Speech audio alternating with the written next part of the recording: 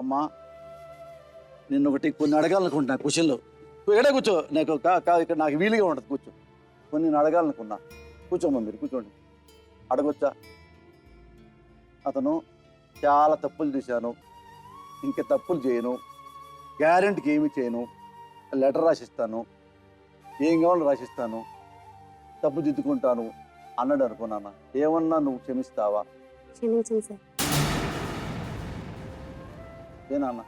మీకన్నా నటనా చాతుర్యం ఎక్కువ ఉన్నవాడు. నా పెళ్ళై 10 సంవత్సరాలు. 10 సంవత్సరాలలో నేను ఈ మనిషిని చాలా బాగా అబ్జర్వ్ చేశాను. నేను వచ్చిన తర్వాతే ఆ మనిషి 5గురు ఆడవాళ్ళని మార్చాడు. నేను మా ఊరు పెద్ద కాలంలో దూకేశానండి అతను వేరే అమ్మాయితో పుట్టుకోవడం చూసి.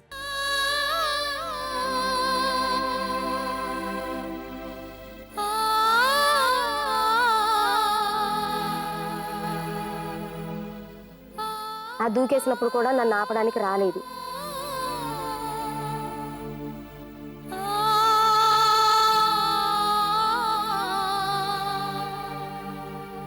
ఇలాగే చేస్తున్నాడు, ఆటో పెట్టి ఒక అబ్బాయిని గుద్దేశాడని చెప్పాను చూసారా, ఆ అమ్మాయి దగ్గరికి ఇలాగే వెళ్ళిపోతున్నాడని నా పిల్లలిద్దరిని దగ్గరికి తీసుకుని నేను కిరోసిన్ మీద పోసేసుకుంటే నేను నా పుట్టింటికాడి నుంచి తెచ్చిన మంచం మీద పడుకుని నాకు అగ్గిపెట్టి అందించాడు సార్. నేను ఎలా కాపురం చేయను అతను.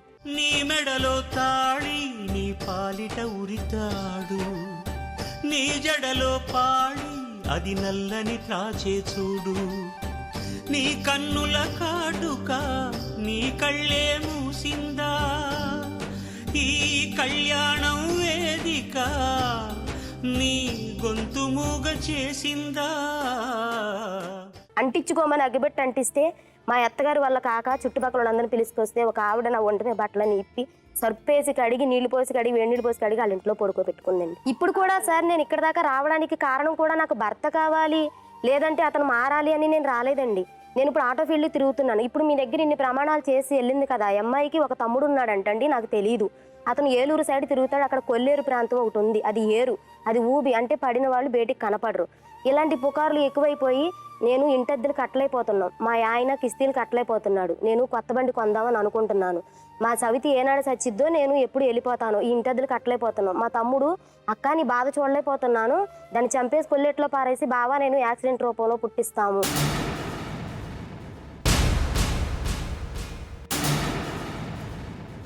ఇంకా నా వల్ల కాదండి. ఎంత మారినా అతను మారమనండి, అతను ఇప్పుడు విడాకులు ఇచ్చేయమంటే ఇచ్చేస్తా. అతను మారి ఇంకా అంతకన్నా మంచిగా ఉండి ఇంకొక అమ్మాయిని చూసుకోమనండి, ఇంకా అంతేగాని నా మనసులో అతనికి స్థానం లేదు.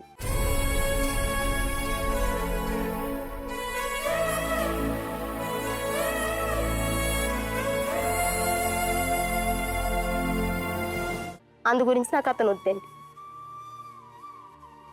ఏం ప్రసాద్ ఈమె చెప్పినట్లో, ప్రసాద్ ఈమె చెప్పినట్లు చాలా నిజాలు ఉన్నాయిగా. ఏమయ్యా ఆమె చెబుతుంటే ఒక బైబిల్ కంటే, ఒక భగవద్గీత కంటే, ఖురాన్ కంటే ఇంకా పెద్ద గ్రంథం రాయొచ్చు. ఉండే వరకు ఇప్పుడు ఈ పంచాయతీ 10 రోజులు పెడతామన్నారు, 10 రోజులు గడిచింది. ఇప్పుడు పంచాయతీ టైం వచ్చింది, నాకు ఇక్కడ నుంచి ఫోన్ వచ్చింది. నేను పంచాయతీకి రానని చెప్పిన వాళ్ళకి అక్కడికి ఫోన్ చేసి, నేను పంచాయతీకి రాను, నేను నాకు న్యాయం జరిగే కాడికి పోతా, మీరు ఎక్కడికి పోయినా కూడా మళ్ళీ కాసేపే ఉంచుతామంటాను. మరి అది కొంతమంది ఆడవాళ్ళు వచ్చి ఉంచాలి, ఎట్లా ఉండదు ఇది, అది ఎక్కడికి పోతుంది ఇప్పుడు, ఆయనకే ఉంచుతాము, లేకపోతే 2 ఎకరాల భూమి రాపిస్తాం, 5 లక్షలు కట్టియాలి అమ్మాయికి అని అంటా ఉన్నారు. ఈ 5 లక్షలు కాదు ఇవి కాదు, నేను పోయే కాడికే నేను పోతా, నేను రానని చెప్పి నేను అన్నా. అంటే అమ్మాయి నిన్న స్టేషన్ పోయిందట. ఆ అమ్మాయిను వాళ్ళ ఆయన మళ్ళీ వాళ్ళ ఆయన వాళ్ళిద్దరిని పెళ్ళ మొగలని తేకిస్తాం, కేసులు పెడతాం, మా ఇండ్లు జాగులు అమ్మాయి అయినా కూడా వాళ్ళ సంగతి చూస్తాం, వాళ్ళు ఎక్కడికి పోతారో పోని. ఈయనైతే మొత్తం నన్ను అన్ని మాయలు చేసుడే, మొత్తం అన్ని మాయా మాటలు చెప్పుడే, మోసం చేసుడే. ఈయన మీద నాకేం నమ్మకం లేదు, ఈయన వదిలేస్తాడు. నేనైతే ఆ ముంటే ఉన్నాను సార్.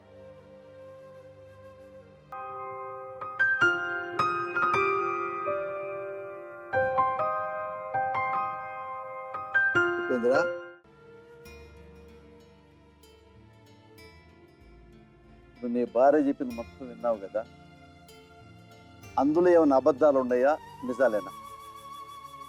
ఇందులో అంటే ఇప్పుడు 100%లో 20% అబద్ధం ఉన్నది, 80% నిజమే సార్. అబద్ధాలు ఏంటి?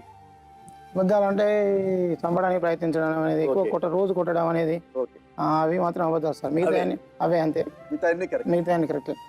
ఇప్పుడు నీ భార్య సుజాత అంటే నీకు ఇష్టమేనా? ఇష్టమే సార్.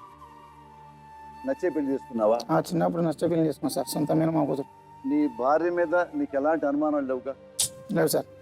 నిప్పు ఇప్పుడు సార్ నువ్వంటే ఇష్టమేగా అమ్మాయికి? ఇష్టమే సార్. మీ ఇద్దరికి బాగా ఇష్టం. ఇష్టమే సార్. మీకు 2 బిడ్డలు పుట్టారు. అవును సార్. ఒకసారి అమ్మా, ఇద్దరు పిల్లల పేరేంటి? జయంతు, నాన్న జయంతు, సుమంతు.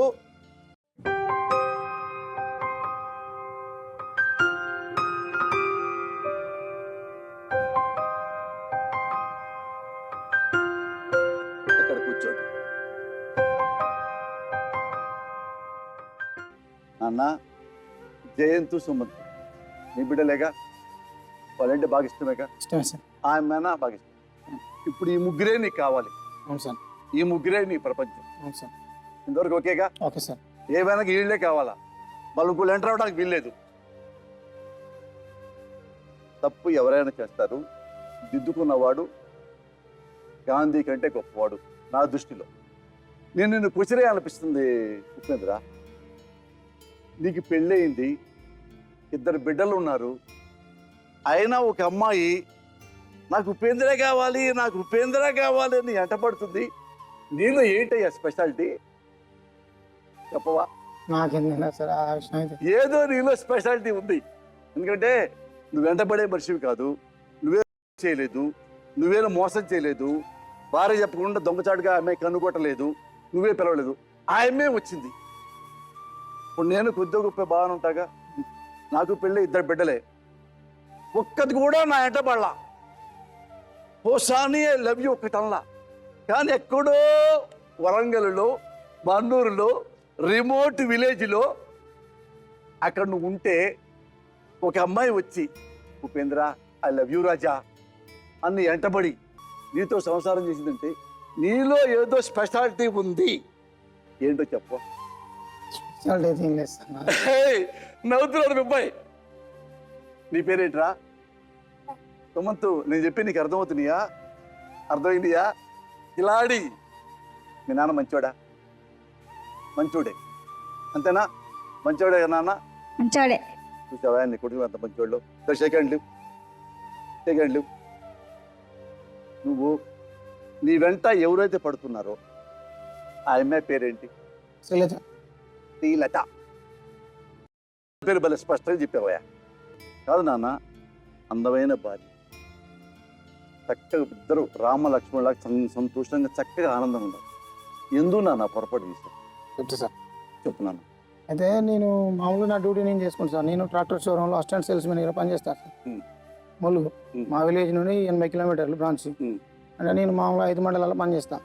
పని చేసుకుంటే నేను ఫీల్డ్ మీద పోయేస్తాను. మీటింగ్ కానీ షోరూమ్ మీటింగ్ కానీ ప్రతి శనివారం రోజు మా మీటింగ్ ఉంటుంది.